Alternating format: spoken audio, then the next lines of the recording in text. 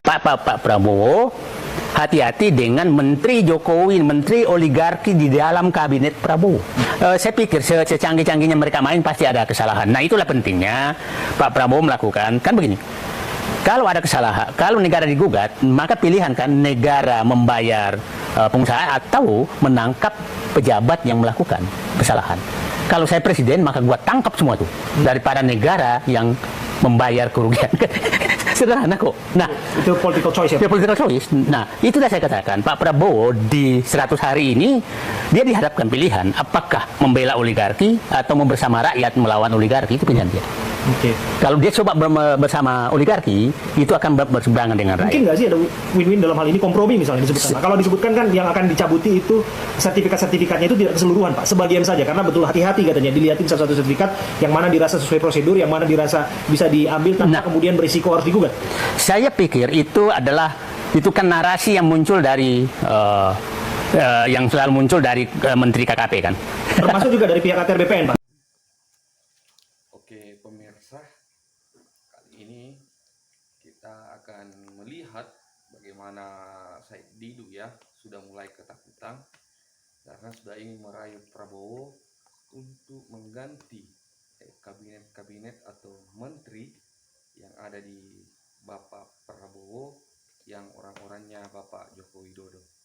Nah, itu lebih jelasnya, mari kita lihat dan simak sama-sama videonya. Pak Prabowo, hati-hati dengan Menteri Jokowi, Menteri oligarki di dalam kabinet Prabowo.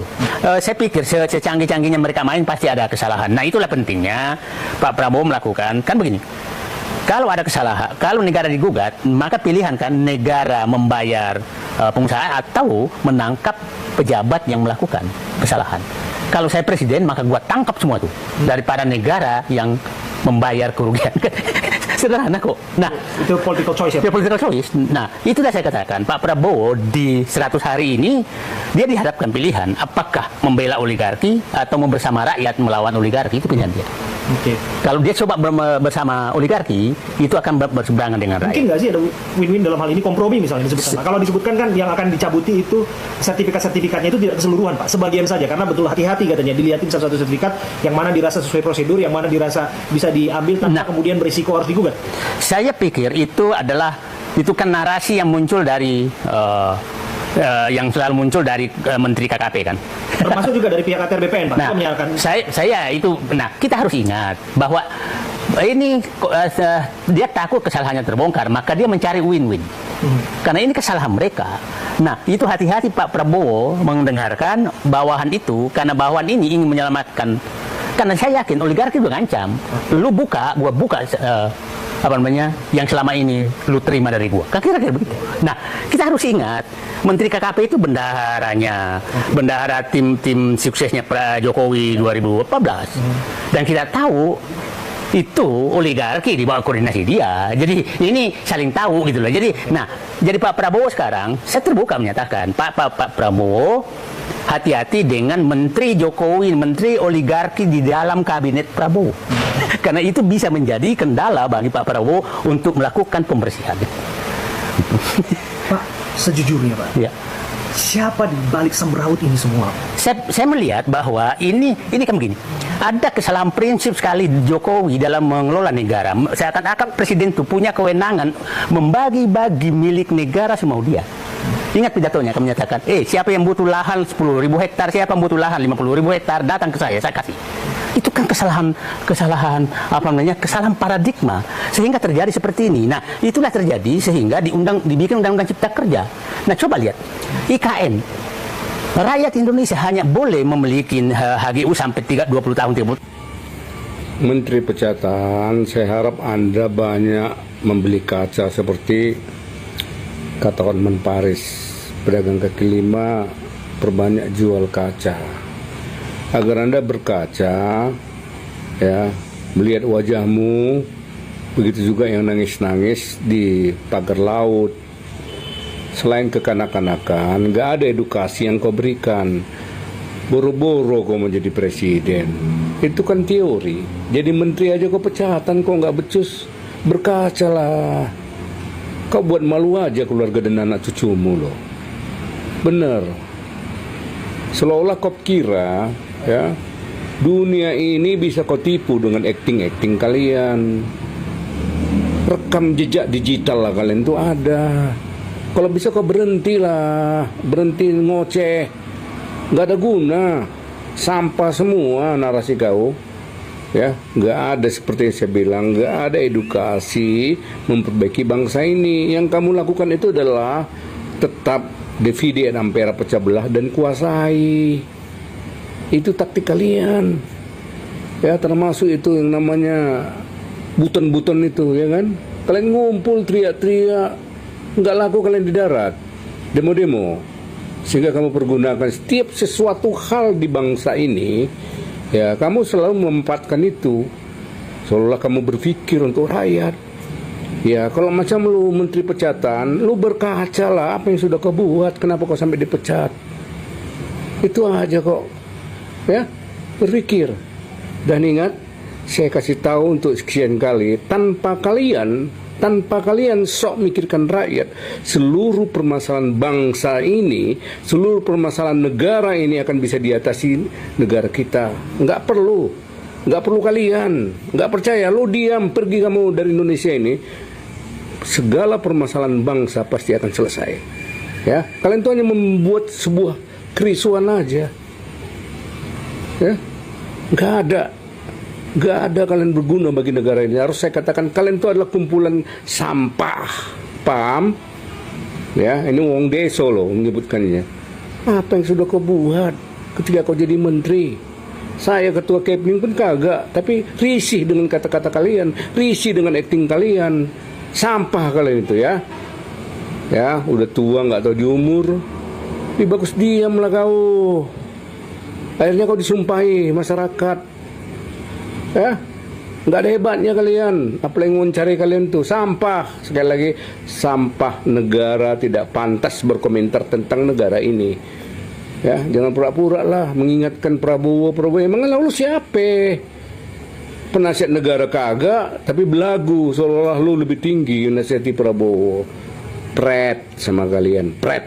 Ya, thank you. Semoga bermanfaat. Oh, ketemu orang cecongok lagi nih. Ini orang-orang congok ini ngatur-ngatur Bapak Prabowo. Memangnya kamu jadi apa ngatur-ngatur Bapak Prabowo? Bapak Prabowo itu lebih cerdas daripada dirimu. Kamu itu di Indonesia sudah gak ada gunanya. Ngapain ngatur-ngatur Bapak Prabowo? Kamu itu orang yang gak ada artinya di negeri ini. Jadi nggak usah ngatur-ngatur Bapak Prabowo. Bapak Prabowo itu lebih cerdas daripada dirimu. Kok diatur-atur? Kamu itu sampah. Di negeri ini sampah kamu itu. Nggak ada gunanya. Gas.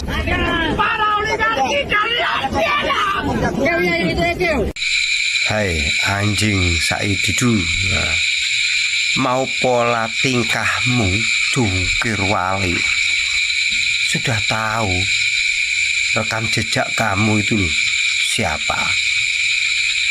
Kamu itu ya nyanyi-nyanyi sama perintah tuh kamu. Kamu masuk mau kayak sok pahlawan di laut situ nyebur-nyebur. Orang sudah ilfil sama kamu. Sing dukung kamu ya gerombolannya Dem Samsudin, Refli Harun, Rocky Gerung. Anjing-anjing itu aja yang dukung kamu. Amin Rais, Dr. Tifa. Ya anjing-anjing itu aja yang dukung kamu tuh cowok. Oh, silakan kamu mau nyebur-nyebur, mau jungkir wali, itu nggak ada yang respon. Udah tahu rekam jejak kamu, digital kamu tuh kayak apa. Kamu tuh yang penyanyi perusak bangsa tuh kamu cowok. Said Gaduh lagi panik.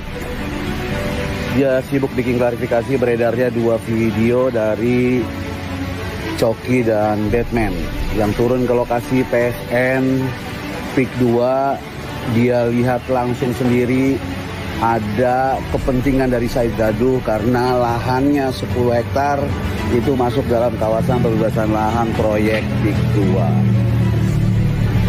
2. Selama ini dia selalu berteriak-teriak soal masalah membela kepentingan rakyat. Tapi yang diributkan adalah soal nilai NJOP, harga penjualan oleh pengembang yang nggak sesuai. Karena pengembang akan menjual 30 juta per meter. Kan ini yang sama itu dipersoalkan.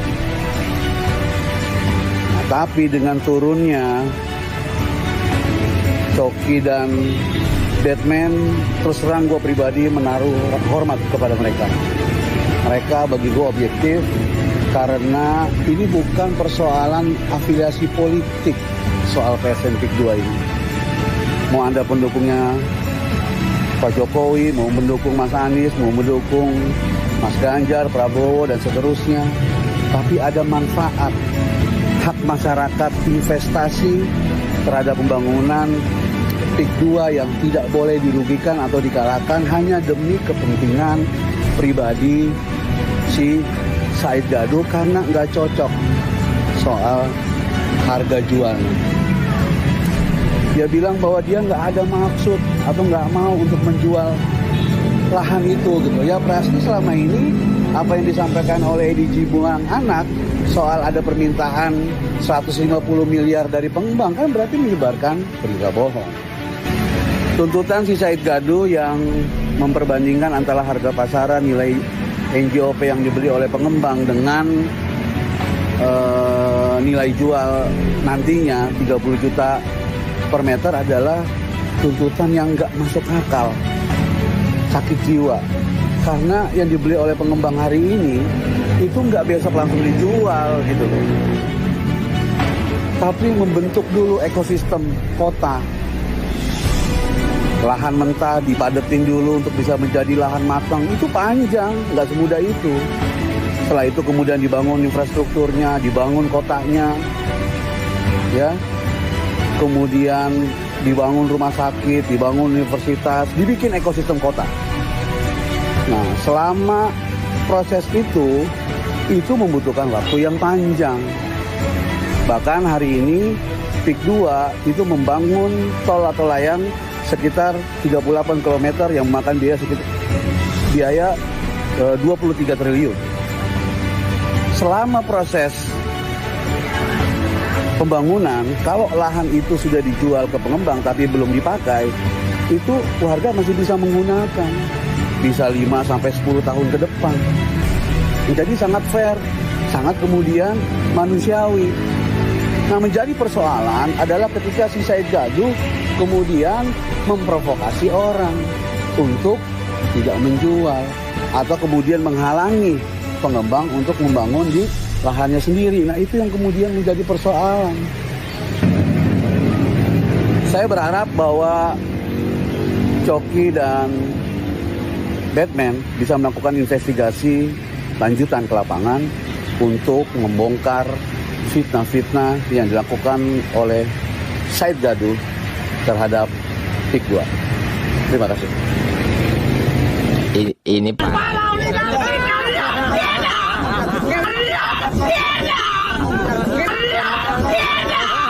Ini parah nih. Ya ampun Didu. Kok sampai segitunya sih cari simpati masyarakat? Lebay tahu. Ini Pak. Biasa aja. Kalau kayak gitu bisa-bisa membahayakan keselamatan tahu. Untung aja tuh buaya-buaya di situ pada berbaik hati. Coba kalau buayanya pada lapar, bisa-bisa membahayakan keselamatan itu. Udah nggak usah kayak gitu lagi, biasa aja. Bukannya apa-apa. Nanti kalau terjadi apa-apa pada dirimu, pasti nyalahin Pak Mulyono lagi. Ya ampun. Ini pengikutnya nih kayak gimana?